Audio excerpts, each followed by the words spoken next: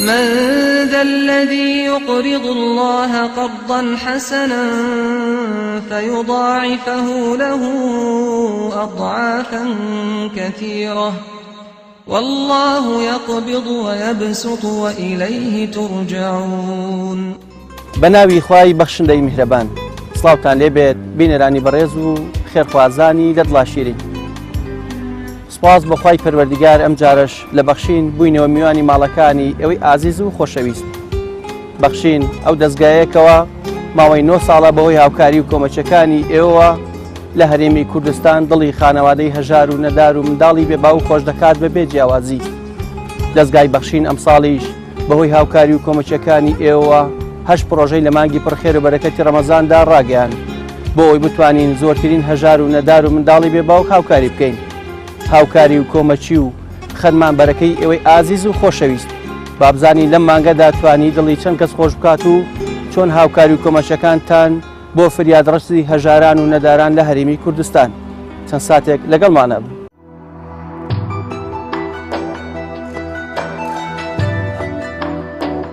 بەرنامەی بەخشین وەک ئەرکێکی ئاینی و نیشتیمانی بە پێویستی زانیباری نالەباری ژیانی نەخۆشان و هەژاران و منداڵانی بێباوکی هەرێمی کوردستان لە ڕێگەی خێرخوازانەوە کار بۆ کەمکردنەوەی ئازارەکانیان بکات.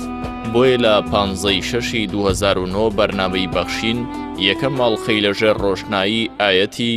من ذا الذي يقرض الله قرضا حسنا فيضاعفه له أضعافا كثيرة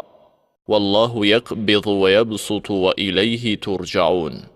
بدرشمی ببخشن تا بەخشین بەردەوام بێت. لە کەناڵی ئاسمانی پێیان پێشکەشکرا و تاسەی هەژاران و نەخۆشان و منداڵانی بێباوکی شکان کە ساڵانێک بوو لانەیەکی ئارامیان دەست نەدەکەوت و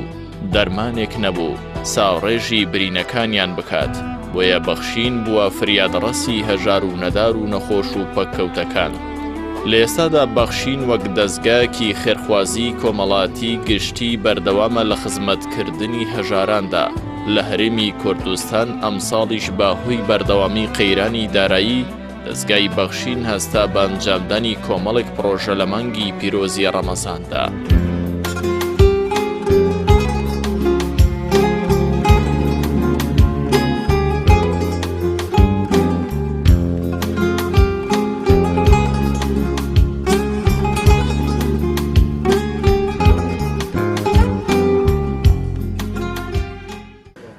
بسم الله الرحمن الرحيم الحمد لله رب العالمين والصلاة والسلام على أشرف المرسلين سيدنا ونبينا محمد وعلى آله وصحبه أجمعين. بینەرانی بەڕێز و خۆشەویست، سەرەتا و هەمیشە سوپاسی پەروەردگارمانەکەین لەسەر هەموو ناز و نیعمەتەکانی کە بەسەریا ڕژاندوین، بە تایبەتی نیعمەتی ئیمان و ئیسلام و پاشان نیعمەتی ئیخلاص و برایەتی و دڵسۆزی و بەخشین و چاکەکردن کە ئەمانە ئاکار و ئەخلاقێکی ئیسلامین ئەتوانین بڵێن نیعمەتێکە لە نیعمەتەکان خوای پەروەردگار ئێخاتە دڵی بەندەکانی خۆیەوە. ئێمە لەم دەستگای خێرخوازیەدا دەستگای بەخشین هەموو ساڵێک مانگێک پێش ڕەمەزانی پیرۆز گەڵاڵەی کۆمەڵێ پرۆژە و کار و چالاکی و بەرنامە ئەکەین بۆ مانگی ڕەمەزانی پیرۆز، یەکەم بە پشتیوانی خوای پەروەردگار و پاشان لەسەر هیممەت و هەوڵ و کرد و کۆشی خێرخوازان و خێرۆمەندانی ئەم وڵاتە. بۆ ساڵی ڕەمەزانی ساڵی 2018 کە ئەم ساڵ بوو ئێمە کۆمەڵی پرۆژەمان لەم دەستگایە گەڵاڵە کرد پێش ڕەمەزان کە خۆی بینیەوە لە 8 پرۆژە و ئەو پرۆژانەی کە ئێمە دامان نابوون و ئومێدمان وابوو کە ئینشاءالله زیاتر و زۆرتریش ئەبێ و سپاس بۆ خوای گەورە زۆر لەوە زیاتر بوو کە خۆمان تەسەورمان کرد. خۆشەویستان، ئێمە لەم مانگی ڕەمەزانی 2018دا کۆمەڵێک پرۆژەمان پێشنیار کرد و یاخود بڕیارمان لەسەردا کە یەکێکیان بریتی بوو لە سەلەی خۆراکی کە بۆ 8,000 خێزان و خانەوادە 8,000 کارتۆن خۆراکمان دابین کردبوو و پاشان 25 کورسی شەحن یاخود عەرەبانەی شەحن بۆ کەم ئەندامان کە سوپاس بۆ خوای گەورە ئەوەشمان جێبەجێ کرد و بەشێکی تر لە پرۆژەکانی ئێمە یارمەتیدانی 300 کەم ئەندام بوو کە سوپاس بۆ خوای گەورە سیاسەتەکە بوو بە 350 نەفەر و بگرە زیاتریش و پاشانیش ئەوەی کە بڕیارمان ناوە بۆ نەخۆشی شێرپەنجە 200 نەخۆش و بە باشی جێبەجێمان کرد و ئەوەی کە بڕیارمانداوە بۆ سەد نەخۆشی گورچیلە ئەوەشمان جێبەجێ کرد و ئەوەی کە بۆ تالاسیما بڕیارمان ناوە سەد نەخۆش ئەویش لە بواری جێبەجێکردندا کۆتایی پێ هاو لە مانگی ڕەمەزانی پیرۆزدا و بڕیارمان نابوو کەوا 300 منداڵی بێ باوک لێرە و لە هەولێر کۆمەکی بکەین. سوپاس بۆ خوای گەورە بە هەوڵ و هیمەتی خێرۆمەندان و خێرخوازان 300 نەفەرەکە 300 منداڵەکە چووە 750 منداڵ، یعنی دوو چەندانە بۆ دوو چەندان و زیاتریش. سوپاسی خوای پەروەردگاری لەسەر ئەەکەین و ئەوەشکەوا متەفەڕیقە و بە پەرتەوازەی یارمەتی هەژار و فەقیر و نەخۆش و بێنەوا و لێ قەومامان ناوە. ئەویش سوپاس بۆ خوای گەورە توانیمانە 300 خانەوادە یارمەتی بین و کۆمەکیان بکەین. کەواتە ئەوەی کە ئێمە بڕیارمان نابوو لە مانگی ڕەمەزانی پیرۆزدا بۆ ئەم دەستگایە و مانگی ڕەمەزانی پیرۆز لە خوای گەورە بە زیاد بێ زۆر بە زیادەوە جێبەجێمان کرد. سوپاس و پێزانین و دەستخۆشی و دوعای خێرمان بۆ هەموو خێرۆمەندان و خێرخوازانی دەرۆ و ناوەی هەرێمی کوردستان کە تا ئێستا سوپاس بۆ خوای گەورە ئەوە لە لوتفی ئەوانە لە گەورەی ئەوانە کە دەستی ئێمە بە دەستی ئەمین ئەزانن و ئێمە بە جێگەیسی قەومتمانی خۆیان ئەزانن خێر و سەدەقە و چاکەکانیان ئەهێنن لای ئێمە دایێنن ئێمەش بە ئەمانەتەوە بەسەر ئەو چین و توێژانێکەوە شایان و شایستی یارمەتیدانن بەسەریان ئەەکەینەوە. ئەوەی کە لای ئێمە سوودمەند بووە لە مانگی ڕەمەزاندا تەنها لە مانگی ڕەمەزاندا بریتی بووە لە 9820 خانەوادە 9820 خانەوادە لەم دەستگای ئێمە لە مانگی ڕەمەزانی پیرۆزدا سوودمەند بووە بە هەموو ئەو بەشانی کە باسمان کرد و کۆی تێچوونی پرۆژەکانی ئێمە و کارەکانی ئێمە لە مانگی ڕەمەزانی پیرۆزدا سوپاس بۆ خوای گەورە لەوە زیاتر کە خۆمان بودجەیەکمان لەبەر چاو گرتبوو کە ئەوەندەی تێ ئەچێت زۆر لەوە زیاتری هێنا و زۆر لەوە زیاتر خێرۆمەندان و خێرخوازانی ئەم وڵاتە هیمەتیان نوان توانیان ماڵە هەتیوەکان دڵخۆشکن، توانیان ماڵە هەژارەکان دڵخۆشکن، توانیان نەخۆشەکان دڵخۆشکن، توانیان ئەو چەند ماڵی کە ئێمە خانومان بۆکردن لەم ڕەمەزانەدا دڵخۆشیان کەن بۆ جەژنی ڕەمەزانی پیرۆز ئینشاءڵڵا بۆ جەژنی قوربانی پیرۆز لە خانووی خۆیان ئابن، لە ماڵی خۆیان ئابن، لە خانە و لانی خۆیان ئابن، لەو فەقیری و لەو نەهامەتی و دەردی سەری و ناخۆشی و معاناتە دەرئەچن و ئێمەش لەم کاروانەدا بە درێژایی ساڵ بەردەوامین. خوای پەروەردگار هەموو لایەکمان سەرکەوتوو بکە ئینشاءڵڵا. پرۆژەکانی دەستگای خێرخوازی بەخشین، پرۆژەی دابەشکردنی خۆراک. دەستگای بەخشین هەمیشە بە پێی توانە و پێویستی لە زۆربەی بۆ نەو کارەساتە سروشتی مرۆییەکاندا هاوکار و پشتیوانی هەژاران بووە. بەخشین لە ساڵانی ڕابردوودا توانی 14352 کارتۆن خۆراک بەسەر هەژاراندا دابەش بکات با بەڕی 497 ملیۆن و 830 هزار دینار. بەخشین لە سەرەتای مانگی ڕەمەزانی پیرۆزی ئەم ساڵدا پرۆژەی دابەشکردنی خۆراکی ئەنجامدا کە پێکاتبوو لە تەواوی پێداویستیە خۆراکیەکان بۆ ئەوەی هەژاران و بێباوکان وەک هەر خێزانێکی ئاسایی لەم ڕەمەزانەدا سفریان ڕازاوە بێت. بەخشین توانی 8,000 کارتۆن خۆراک ببەخشێت با 8,000 خێزانی هەژار بابڕی 224 ملیۆن دینار لە زۆربەی شار و شارۆچکەکانی هەرێمی کوردستان.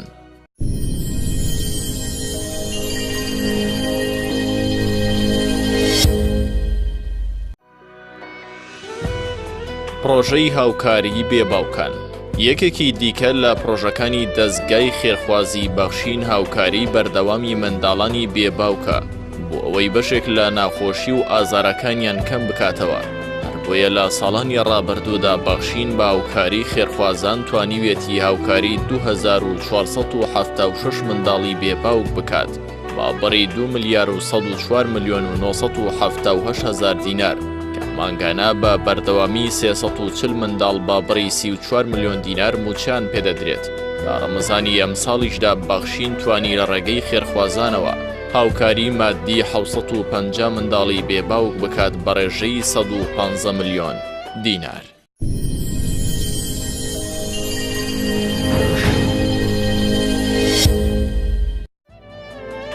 دەستگای بەخشین جگە لە بەرنامەی تایبەت و بەشی بێباوکان لە مانگی ڕەمەزانی ئەم ساڵدا توانی 300 خانەوادەی هەژار و نەخۆش هاوکاری بکات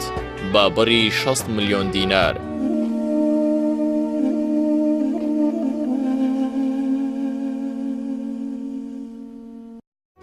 یەکێکی دیکە لە پرۆژە بەردەوامەکانی بەخشین هاوکاریکردنی خاوەن پێداویستیە تایبەتەکان بووە بە هەموو بەشەکانیەوە. لە ماوەی ڕابردووشدا دەستگای بەخشین جێدەستی دیار بووە لە زۆرێک لە شار و شارۆچکەکانی هەرێمی کوردستان کە لە ماوەی ڕابردوودا توانیویەتی هاوکاری 1889 خاوەن پێداویستی تایبەت بابڕی 208 ملیۆن دینار بکات و 179 کورسی کارەبای شەحن بۆ 179 خاوەن پێداویستی تایبەت دابین بکات بابڕی 247 ملیۆن و 82 هزار دینار بۆەوەی لە نێوان چوار دیواری ژیانی ناهەموار ڕزگاریان بکات. ئەمساڵی شێکێک لە پرۆژەکانی بەخشین لە مانگی ڕەمەزانی پیرۆزدا بریتی بوو لە هاوکاری کەم ئەندامان. بەخشین توانی هاوکاری دابەش بکات بە سەر 350 خانەوادەی کەم ئەندام بابڕی 35 ملیۆن دینار و دابینکردنی 25 کورسی شەحن بۆ 25 کەم ئەندام بابڕی 29 ملیۆن و 100 هزار دینار. بەخشین دەستگای خێرخوازی بەخشین ئەو دەستە پەرمەتمانەیە توانیوێتی دڵی خەمباری هەژاران خۆش بکات و منداڵانیان لەسەر سفرەی خۆشی و شادی کۆ بکاتەوە. بەخشین دڵی منداڵانی بێباوکی خۆش کرد و ئامێزی گەرمی میهرەبانی بۆ کردنەوە. هەروەیە توانی لە ڕێگەی هاوکاری خێرخوازان و دەستی سپی ماندووی لیژنەی سەرپەرشتیاری دەستگای بەخشین لانا بۆ دەیان خانەوادە با تەواوی پێداویستی ناو ماڵ دروست بکات کە بریتین لە دروستکردنی 119 خان و بۆ 119 خانەوادەی هەژار و بێباوک و نەخۆش بە بەڕی 7 ملیار و 630 ملیۆن دینار لە زۆربەی شار و شارۆچکەکانی هەرێمی کوردستان. بەخشین لە مانگی ڕەمەزانی ئەمساڵیشدا توانی بەردی بناغەی 3 خان و بابڕی 120 ملیۆن دینار بۆ 3 خانەوادەی هەژار و بێباوک دابنێت مژدەی ژیانێکی پڕ لە بەختەوەریان پێ بدات و لە ژیانی کولەمەرگی و کرێچێتی ڕزگاریان بکات.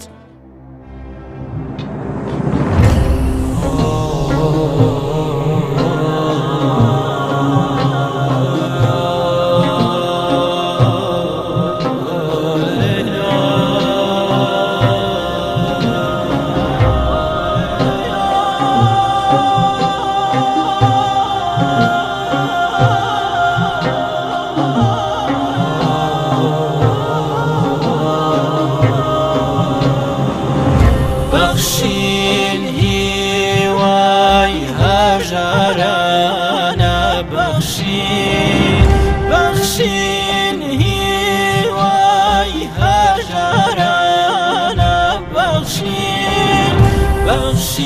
بەخشینەوەی بێکەسانە بەخشین بەخشینەوەی بێکەسانە بەخشین بەخشین نەوەی بێکەسان. دەستگای خێرخوازی بەخشین بە بەردەوامی هاوکاری ئەو نەخۆشانی کردووە کە هەژار بوون و توانای چارەسەرکردنی نەخۆشی و کڕینی دا و دەرمانیان نەبووە. بەخشین لە ماوەی ڕابردوودا توانی 16584 نەخۆش با بڕی 4 ملیار و 727 ملیۆن و 658 هزار دینار هاوکاری بکات. لە ڕەمەزانی ئەمساڵیشدا توانی هاوکاری 392 نەخۆشی شێرپەنجە و گورچی لەو تالاسیمیا بکات با بڕی 39 ملیۆن و 200 هزار دینار.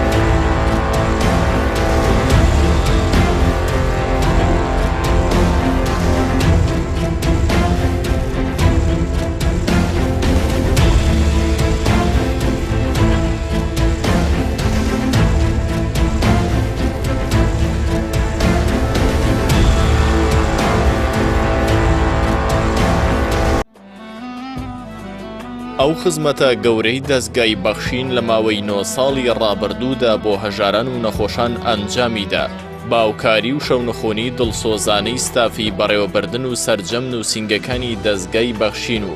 باوکاری مادی خێرخوازان و دام و دەستگا حکومیەکان و کەسانی خۆبەخش و زانایانی ئاینی هاتووەتە ئاراوە. بۆیە لێرەوە سوپاس و پێزانینی خۆمان ئاراستەی سەرجەم ئەو کەسانە دەکەین. بەردەوام هاوکار و پشتیوانمان بوون لە ئەنجامدانی هەموو ئەو پرۆژە و کارە خێرخوازیانەی دەستگای بەخشین. هیوادارین بتوانین لە ساڵانی ئایندەدا کاری باشتر و خزمەتی باشتری هەژارانی هەرێمی کوردستان بکەین.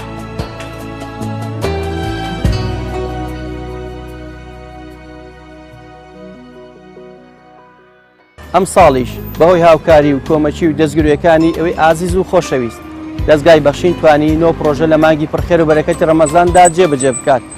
کە ئێوەی خێرخواز و بەخشندە بوونە فیدراسیی نزیکەی 1000 خانەوادەی هەژار و نەخۆش و منداڵی بێباوە.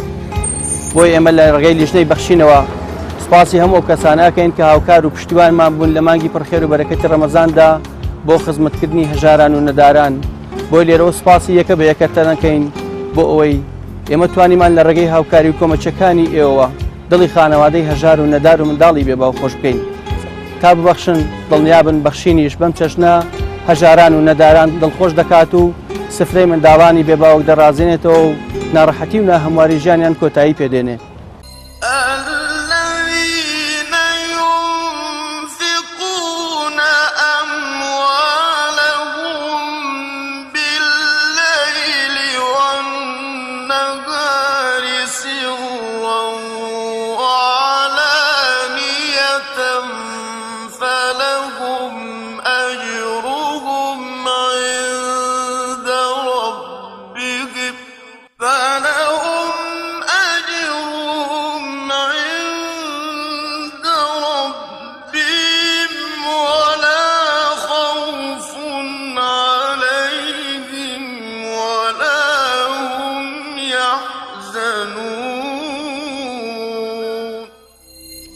ئەوانەی کە ماڵ و دارایی خۆیانە بەخشن بە شەو و بە ڕۆژ بە پەنهانی و بە ئاشکرا ئەوانە هەر پاداشتیان لای پەروەردگاریانە و هیچ ترسێکیان نییە لە داهاتوودا و ئەوانە خەفەتبار نابن بۆ ڕابردوو. ئەمڕۆ لە شاری سلێمانی پرۆژەی پێدانی کورسی شەحن بۆ خاوەن پێداویست تایبەت جێبەجێ ئەکرێت. ئومێد دەکەین ئەوەی ئازیز و خۆشەویست بەرداوام بن بۆ ئەوەی ئێمەش بەم شێوە بتوانین دڵی خاوەن پێداویستی تایبەت و هەژار و نەدار و منداڵانی بێباو خۆش بکەین. چەند ساتێک لەگەڵمانە بن.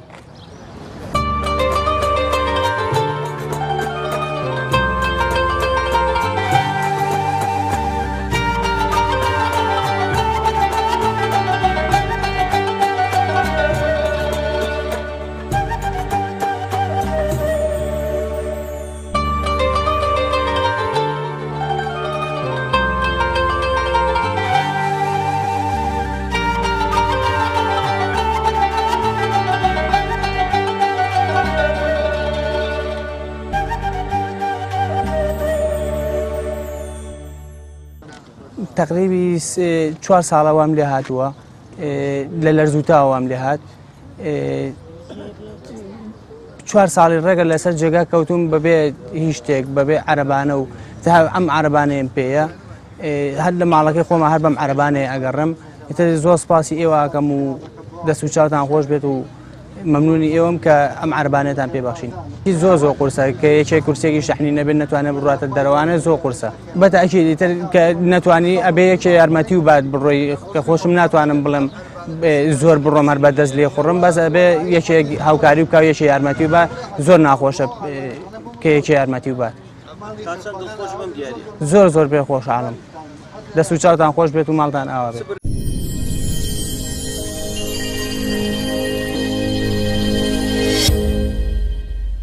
شەکی بە ناوی خۆی بەخشندە و میهرەبان دەستخۆشی لە بە ناوی بەخشینەکەم بۆ ئەم هاوکاریە کە کردیان بە کەمەندامان ئەم عەرەبانە نە پێویستاتی کەمەندامان پێویستاتێکی سەرەکین لە خۆراک زیاتر پێویستە بۆ کەمەندامان لەبەرەوە کەمەندامان لە ماڵەوەی بەم عەرەبانە ناوچێ دەرەکە من خۆم لە نەوەیەکۆ کەم ئەندامم لە ڕاپەڕینەکەەوە تا ئێستا عەرەبانەی شەحنم نەبوو ئەمە یەکەم جارە بەکاری بێنم هەرم عەرەبانانەی کەم پێ بووە ئەم عەرەبانە شەحنانە من لەو کاتۆ پێم نەبووە شوێنی وایە دوورە تۆ بۆ سەیری یاریەک بۆ ساحە بۆ شوێنێک گەڕێ بۆم عەرەبانە شەحنانە توانێت بڕۆی خۆشە سەیریکەیت بەڵام بۆم عەرەبانەیە تام دەقێتەوە دیلاکەوی ناتوانیت وڵا دەستخۆشییان لێ یەکەم خۆزان باتۆ هیوای کاری باشتیان بۆ خوازم ڕاستی هاوکاری کەمەندام لە ڕووی عەرەبان و پێویستات و هاوکارێکی زۆر مەزنان و زۆر مرۆیانەیە دەستیان خۆش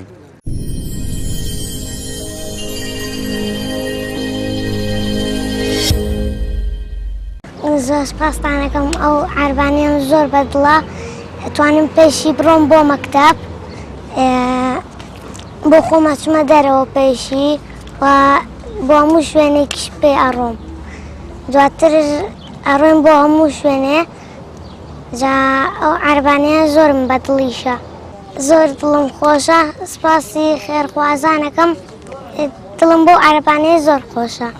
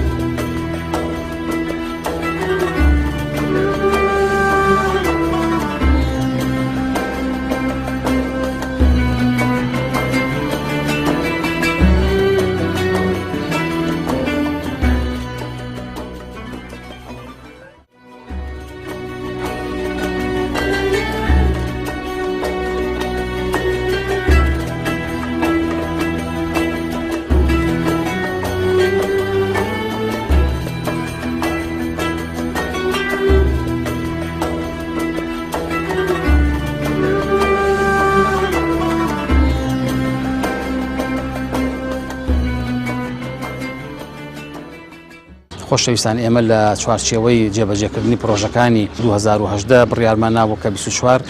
کورسی شەحن عەرەبانەی شەحن دابین بکەین بۆ خاوەن پێداویستیەکانی تایبەت بۆ کەم ئەندامان ئەمڕۆ بە خۆشحاڵیەوە ئەو 25 عەرەبانەیەمان لێرە داناوە و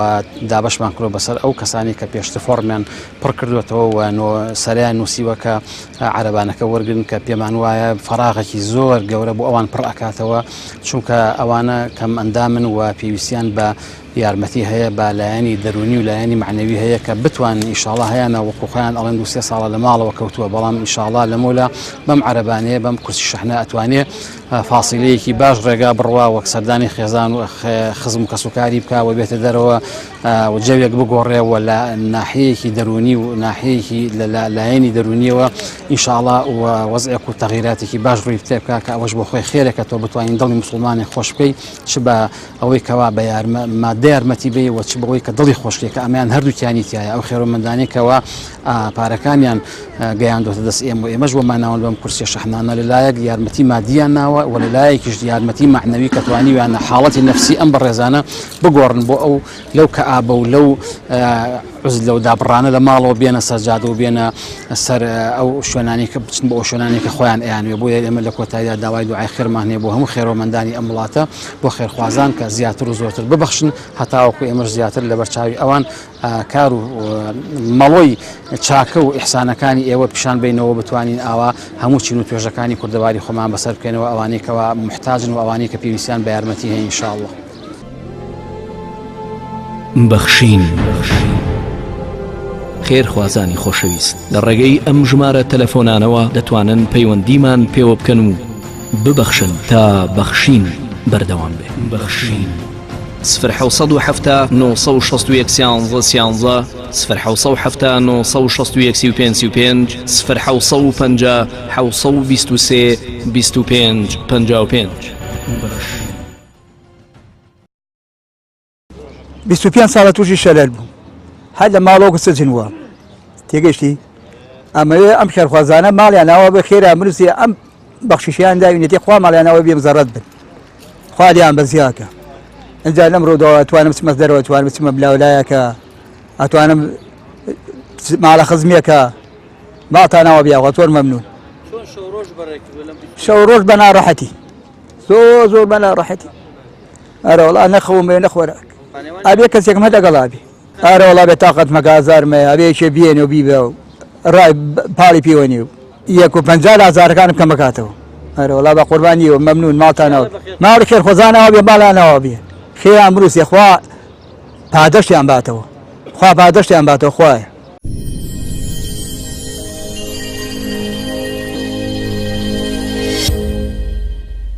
من لەوەتی لەدایک بووم هەر نوقسانم من بە ئاوادی کورسێکی شەحنەوە بووم ڕەبی ماڵی پەیام ئاوا بێ ڕەبی خێرخوازان بنووسێ ماڵتان ئاوا بێ زۆر زۆر مەمنونم بۆ خوایە بەقەد حەجێ خێرە بەقەد حەجێ خێتانەگا من بە ئاواتی کورسێکی شەحنەوە بووم بە ئاواتی جەنابتەوە بووم ئەوە شکر لەخوا جەنابتانم بینی لە تەلەڤیزیۆن جەنابتانم بینیوە نەخێر نەبووە توانام نەبوو بکڕم گرانە ئەمە بە ئاوادەکەی خۆم گەشتم لەخوا بە زیابێ ماڵی خێرخوازان ئاوا بێ زۆر زۆر مەمنونتانم بەقەد نیا مەمنونم بەخوا بۆ خوایە وەزانم لە بەهەشتم وەزانم لە بەهەشتم ماڵی خێرخوازان ئاوا بێ بە ڕەبی خوا وفقیان بە ڕەبی خوا هەر پایداریان کە ڕەبی خوا هەر سەرکەوتویان کە ئینشەڵڵا خوای گەورە مۆفەقیان کە خوای گەورە سەرکەوتویان کە خوای گەورە وفقیان بە ئەوەنەی تر خوای گەورە ئینشەڵڵا ئەوەنەی تر وفقیانەدا ئینشەڵڵا.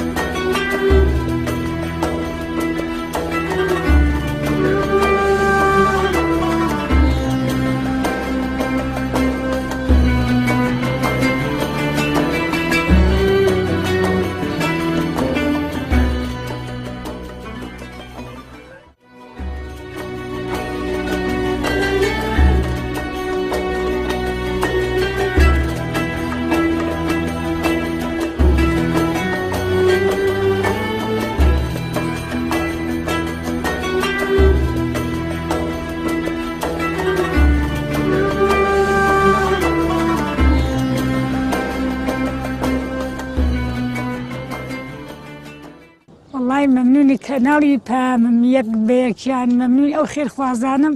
کە ئەمە ڕبانان دابین کردووە بۆ یەکێکی وەکو منەوە 5 ساڵ من لەسەر جێگایم دقەیە دەرەوم نەبینیوە نەچوم بۆ سەیرانە نەچوم بۆ هیچ شوێنێکی هەتا باخێکمان لە پشتەوە تا باخر نەچوم ئەمە کابراک مرد ئەمە ڕبانەشیان دامێ بەخوا خوا ئاگای لێ ئەوەش نەبوو ئەوەشم نەبوو بەقەدنیا مەمنونی ئەو خێرخوازانم کە منی بەسەر کردوێتەوانێ کەم ئاڕمانی داومێ ئینشەڵڵا ئەرە وەڵڵا وەڵڵا پڕ بەخوا زۆر زۆر هەتا دام بردم بۆ مزگەوتێ بە شەقە شەق هادیە ئازای چەندە ئەنجامانە بەخوا قسەم پاڵەمەنێ ئەنجامن چکواتە شەمەیزگەرمەیە دەستکەماوە دروزە بێ کوڕ هەر دەردێکم نییە بەخوا تووشی نەزیڤە بم کوڕە جا بەخوا خوای گەورە لێ بەزای بە حەمد و سەنا بە خوای گەورەیەکەم بەقەدنیا بۆ خوا دڵخۆشم یەخواخوا پاداشتان باتەوە بخاتی و پێغەمبەر پاداشتی ئەوانش باتەوە کارمەتی ئەوان داوە خوا پاداشتی ئەوش باتەوە کە ئێمەتان لەبیر بوو کەمەتان بەسەر کردوێتەوانێ بە ساقەتانم زۆر مەمنون.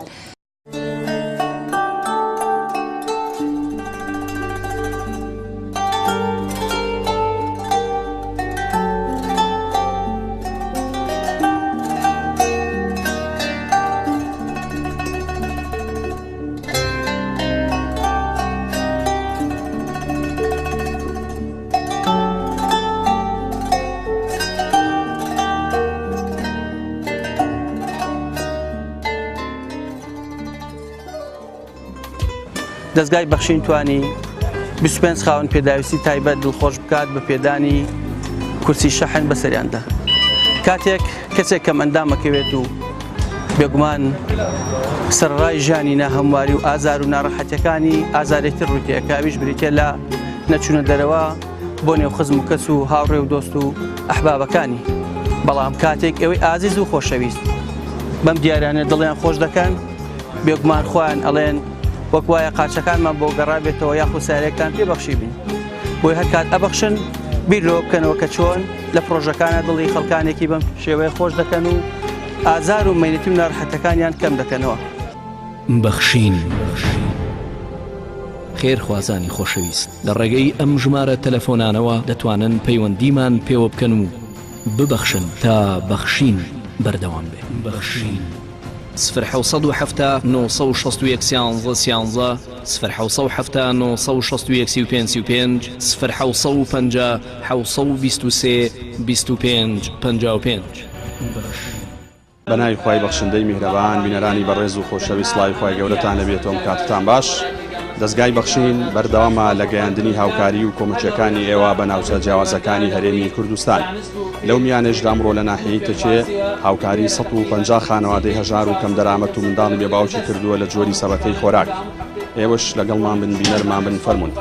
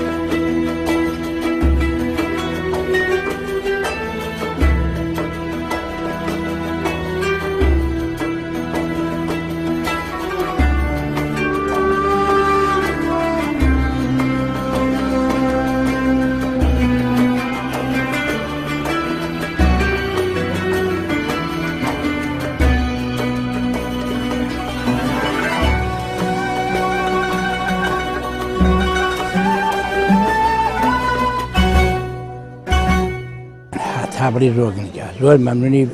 بەخشین دەکەن، زۆر مەمنونی کۆمەڵی ئیسلامی دەکەن دووکە بەهانای ئەم فەقیرات و بێوەژنە و پەکۆتان هاتووە. زۆر یعنی خوای گەورە بیان پارێزێ، خوای گەورە هیدایەتیان دێ، خوای گەورە بەردەوامیان کە بۆ ئەم کارە خێرەی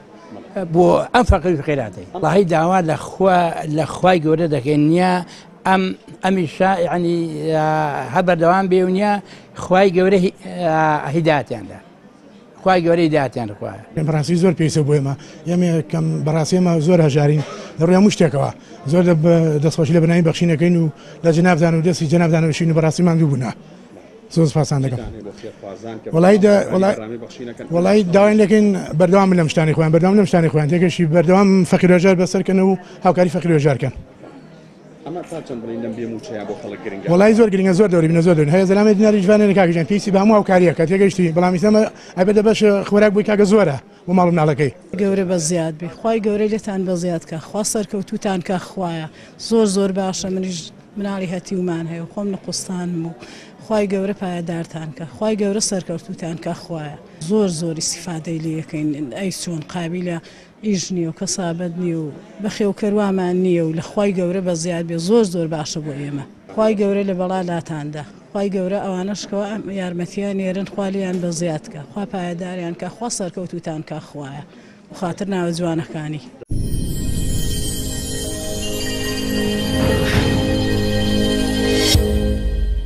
زۆر ئیسفادەی هەیە بۆ ئێمە، زۆر سوپاسی ئێواکەین و سوپاسی خێرخوازان و سوپاسی بەرنامەی بەخشین شەکەین. بەرەوەی لە مانگ ڕەمەزانەیە زۆر سوودی هەیە بۆ ئێمە. بەرنامەی بەخشین لە هەموو کاتێکە هەژار و فەقیری بەسەر کردوتەوە. وڵایە دوعای خێرمان بۆ بەرنامەکەەوە بۆ خێرخوازانەی خوالیان ڕازی بێ و خوا لە دەستیان بەزیاد کە. دەستان خۆش بێ، خوایە وا پاداشتانداتەوە، خێرتان بنووس. دوعای خێرتان بۆکەین و خوا پاداشتانداتەوە، خێرتان بنووسێ و خوا لێتان بەزیاد کە. پاستانەکەم زۆر مەمنونتانین، ینی زۆر سوودمەندین. ئەم هاوکاریە زۆر بۆ مناڵی بێباوک باشە لە خەمەکانی کەمەکاتەوە. لەم زۆر لەخوا بەزاد بێ سپاسانەکەین و خێرتان بنووسێ، زۆر ئیسفادەی هەیە بۆمان. ینی ئەم نەعاشای ئەماندە نییە بە پارە بیکڕین، زۆرە بۆ ئێمە لەم قەیرانە. ئەتر خوا ئەدر و پاداشتان باتەوە، زۆر سپاس دەکەین، خوا لێتان ڕازی بێ. شەکی بە خێراتنی کەناڵەکەتانەکەم، خوای گەورە مەفەقتان کە ئینشاءالله، نمونەتان زیاد بێ. بەڕاستی بۆ فەقیر و هەژار شتێکی زۆر باشە. هێتا بڵێش لەخوا بەزای ئیسفاتەی زۆرە، لەبەرەوەی هەیە ئێستا نەدارە، نەبووە، ژیرفانی هیچ تیان نییە، مناڵەکانی ڕوود و هەژارن بۆ ئەو زۆر باشە ینی بەشە خواردنێکی مناڵەکانی پێ دابینەکات زۆر شتێکی خێر و ئەحسانێکی گەورەیە ئەمە ناکەم لە خوای گەورە نمونەیان زیاد بێەوە زۆر ئەوانەی کەوا یارمەتی فەقیر وەژارە دەن لە بەرنامەی بەخشی ناخوای گەورە مۆفەقیان کا سەرکەوتویان کە ئینشاڵڵا نمونەیان زیاد بێ هەمیشە چاویان لە فەقیر و هەژارەوە بێت زۆر مەمنونین و زۆر دەستیشتان خۆش بێ کەوا دەستی ئەم هەموو بێوەژن و لێ قەوما و ئەژارە ئەدەن ئەمە کولی ساڵی ئێوە ئەم خێرە ئەکەن والله ئەمە نەساکە ئەمە بۆ ئەم زروفە گەلێ زۆرە ئەمە بۆم زروفە من گەلێ زیادە کاکە هەیە فەقیرە نیەتی ئێستا نانی گەرنەی نییە هەیە لاکەوتەیە نیەتی مداری هەتیوە هەیە نقستانی هەیە کاکە هەموو شتێکە بە خۆمە دنیا سەمە هەموو شتیایە خێرخواز بۆ ئەو کەسانەی کەوا بوونە تەباعیزی ئەم خێرە ئەیدەن بە ئێوە بە کۆمەڵی ئیسلامی زۆر ماڵیان ئاوا بێت دەستیان خۆش بێ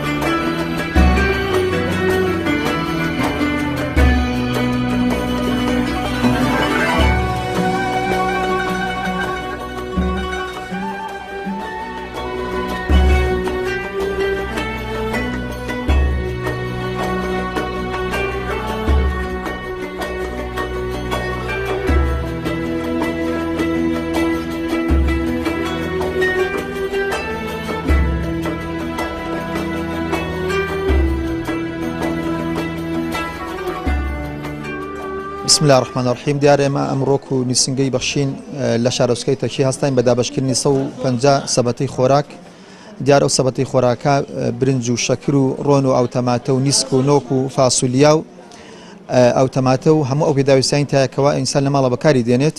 دیارە ئەو کۆمەک و یارمەتی کە ئەمڕۆ ئێمە لێرە دابەشمان کرد تایبەت بوو بە ماڵی هەژار مناڵی بێباوک خەڵکی کەمە ئەندام ئەو خەڵکانی کە نەخۆشیان هەوتوانێت کاسپیان نیە خەڵکی کەم دەرامەد و هەتا هەموو ئەو کەسانی کەوا مستحقن بەوەی کەوا خێر و زەکاتیان پێ بشێت دیارە دەستگای بەخشین بۆ مانگی ڕەمەزانی پیرۆز کۆمەڵێ پرۆژەی گرنگ و چاکی ڕاگەاندن بۆ خەڵکی کوردستان کە بریتی بوو لە دابەشکردنی 8,000 سەبەتەی خۆراک بە سەخر خەڵکی کەمەندامە و بریتە لە یارمەتیدانی خەڵکی بێباوک و یارمەتیدانی ئەوانی کە بە دەست نەخۆشیەوە دەناڵێن و پرۆژەی خان و دروستکردن سوپاس بۆ خۆم لە مانگی ڕەمەزانی پیرۆزەدا سێ پرۆژە گرنگمان ئەنجام دەیەکێک لەوانە دابەشکردنی پاسکیلی شەحن و بەسەر کەم ئەندامە واروا بریتی بوو لە دابەشکردنی موچەی هەتیوانە و ئەمڕۆژ بە چای خۆتان ئەیدن ئێمە هەڵساین بە دابەشکردنی سەبەتەی خۆراک ئەم لێرەوە پێویستی دەزانم کە سوپاسی خەڵکی خێرخواز و ئەو کەسانم کەم کەوا کۆمەک و یارمەتی خۆیان دێنن بۆ بەرنامەی بەخشین و ئێمەش بە دەستێکی ئەمینەوە هەڵاسین بە دابەشکردنی ئەو کۆمەک و یارمەتیانەی کەوا بۆ خەڵکی فەقیر و هەژاراتووە بەخشین خێرخوازانی خۆشەویست لە ڕێگەی ئەم ژمارە تەلەفۆنانەوە دەتوانن پەیوەندیمان پێوە بکەن و